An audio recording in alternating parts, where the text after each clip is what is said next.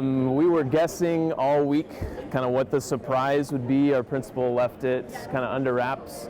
I had a guess it could be our school received an AP award earlier in the week. I thought that could have been it.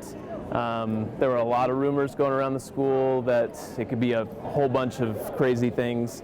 I did receive an email that my password had been changed by Milken Foundation at like 9 a.m. before the thing, and I was like, what in the world is that? So I did go to their website real quick because my students were testing at the time, and I was like, oh boy, I don't know if this is somebody pranking me or if this is about to happen. And sure enough, it did happen. So I felt honored. I felt I'm very humbled by the whole experience. I think that it's not just me. I think that a lot of people's hard work go into something like this.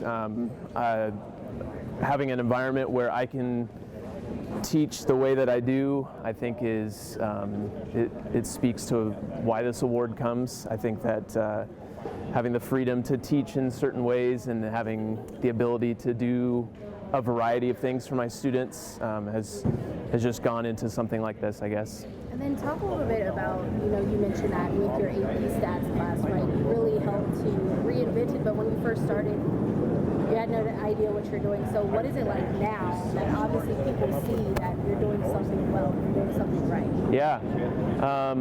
For my AP stats class, that's my favorite class to teach. And like I said, when I first took it over, I didn't really love my stats class that I took in college. I don't even know if I got an A in it or necessarily, but after taking that first group with like 13 students is all I had, and kind of learning it along with them and trying to teach it at the same time, like become a master of the content, was a very humbling experience, but there was kind of like a cool common ground. We were able to just learn together, which was pretty authentic and felt refreshing.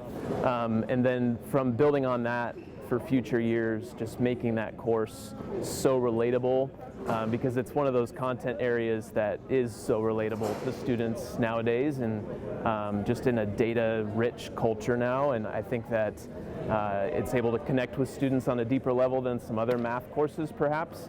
And so I think that dissonance between what they've experienced in previous math classes and that class, I'm starting to think now with all this publicity, I'm going to have like so many kids next year, which is a great thing. So we'll see what happens. But yeah, I think that, I don't know if I forgot the question. No, but definitely did. But okay. How long have you been a teacher? This is my 10th year teaching, yeah.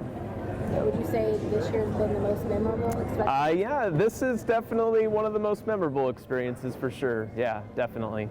And then would you say that this award and just having this recognition today kind of fuels your journey when it comes to being a teacher?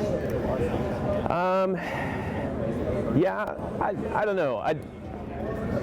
As a teacher, we might be in the profession just to make a buck, but I don't think that a lot of us are. I think that a lot of us are in it for different reasons.